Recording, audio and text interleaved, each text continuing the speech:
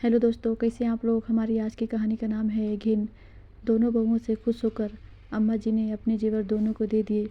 राधा और सीमा ने कहा भी कि आप पहनिए, हमारे पास तो गहने हैं। तो अम्मा जी ने कहा, अरे बिटिया, अब तो मैं बूढ़ी हो गई हूँ, अब गहने मेरे किस काम के, अब तो ये मुझे चुभते हैं। तुम दोनों नई नवेली दुल्हनें हो तो तुम पहनो, तुम पर ज़्यादा अच्छे लगेंगे। दोनों बहुएं उन्हें खुश करने का कोई मौका नहीं छोड़ती। अम्मा को भी यकीन हो गया कि अब उनका बुढ़ापा अच्छे से कटेगा। क्या हुआ अम्मा जी, आपने ये चादर क्यों हटा दिया? आज सुबह ही धुली हुई चादर बिछाई थी मैंने। तभी आरती एक बाल्टी पानी और झाड़ू लेकर आई और कमरे को धोकर चली गई। अरे बहू, एक दूसरी चादर लाकर बिछा दे, फिर बताती हूँ, अम्मा जी ने कहा। सीमा ने दूसरी चादर बिछा दी। अब तो बताइए अम्मा, सीमा ने कहा। ननकू का बेटा मेरे कमरे में घुस आया था और उसकी गेंद मेरे पलंग पर आ गिरी, इसीलिए कमरे की सफाई कर इसे शुद्ध करवाया।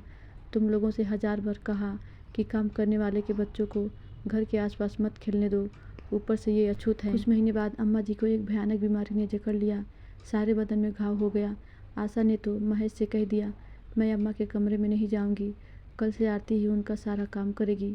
1-2 दिन साफ सफाई करने के बाद आरती ने साफ मना कर दिया, मैं नहीं जाऊंगी अम्मा के कमरे में, मुझे घिन आती है।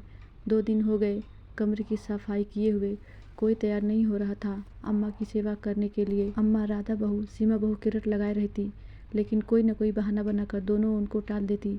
सीमा ने बड़ी बहू राधा से कहा, दीदी, मुझसे अम्मा जी का कमरा साफ नहीं किया जाता, कितनी बदबू आती है। हाँ छोटी, तू ठीक कहती है, मैं सोच रही थी क्यों न ये बात रधिया से कहा जाए, वो बूढ़ों की सेवा करने के लिए ललायत रहती है। राधा ने कहा, दीदी, पर अम्मा जी मानेंगी, वो तो नीच जात का छुआ पानी भी नहीं पीती। सीमा ने कहा, खूब मानेंगी। सीमा ने कुटिल मुस्कान छेड़ते हुए कहा, रधिया तलाकशुदा थी और बिल्कुल अकेली थी, लोगों के घर का काम कर अपना गुजारा करती थी। दूसरे दिन दोनों बहुओं ने अम्मा जी के लंबी उम्र की कुशलता हेतु तीर्थ यात्रा के नाम पर निकली और अपने मायके पहुंच गईं। 1-2 महीने ठाठ से गुजारी। इधर दूसरे दिन रधिया अम्मा के कमरे में गई। उसे देख अम्मा चिल्लाई, तू यहाँ? हाँ अम्मा जी, आपकी सेवा करने आई हूँ। मगर मेरी बहुएं? जी, उन्होंने ही मुझे यह पुण्य काम दिया है। आप तो हमारे लिए भगवान के समान हैं, आपकी सेवा से हमें पुण्य ही मिलेगा।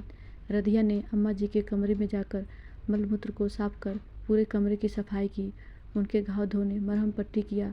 जो कमरा बदबूदार था अब वो फिनाइल की खुशबू से भर गया। आज अम्मा जी को सारे रिश्तों की असलियत पता चल गई थी। आंखों में आंसू भरे एकटक रधिया को देखे जा रही थी। आज उन्हें एहसास हुआ कि वास्तव में अछूत कौन है। अम्मा ने रधिया को खूब आशीर्वाद दिया। धीरे धीरे अम्मा जी की सेहत में सुधार आने लगा। बीमारी ने अम्मा जी को अपने और पराये का अंतर समझा दिया। अम्मा जी के ठीक होने की खबर सुनते ही दोनों बहुएं मायके से वापस आ गई और अम्मा जी से कहा, भगवान ने हमारी प्रार्थना सुन ली और देखिए आप बिल्कुल ठीक हो गई। हमने आपके सेहत में सुधार हेतु कितने मंदिरों में भगवान से प्रार्थना की, बहुत दान पुण्य किया और देखिए हमारी प्रार्थना रंग लाई और आप बिल्कुल स्वस्थ हो गई। तभी वहाँ रधिया आई और अम्मा जी के कमरे की सफाई कर उनके लिए खाना बनाने लगी। अरे तू यहाँ क्या कर रही है? अब अपने घर जा, अम्मा जी तेरे हाथ का खाना पीना नहीं कर सकती। आशा ने कहा, हाँ हाँ, दीदी ने सही कहा। सीमा ने राधा की हाँ में हाँ मिलाई। बहू, जब तुम दोनों मुझे छोड़कर मेरी लंबी और स्वस्थ होने की कामना करने अपने मायके गई थी ना, तब इसी ने मेरी सेवा की और मेरे खाने पीने का ध्यान रखा। आज अगर मैं स्वस्थ हूँ और जीवित हूँ तो सिर्फ रधिया की बदौलत।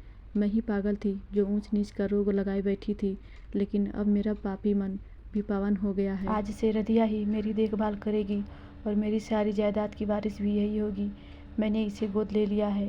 राधा और सीमा बहू, तुम दोनों मुझसे कह रही थी ना कि तुम्हारे पास गहने हैं, तो मैंने जो तुम दोनों को गहने दिए थे वो तुम रधिया बेटी को दे दो। देखो, इसकी कलाई, गला, कान सब सोना पड़ा है। अम्मा जी ने कहा। अंतिम बात सुनते ही दोनों बहुएं चक्कर खाकर गिर पड़ी। धन्यवाद दोस्तों, आशा करती हूँ ये कहानी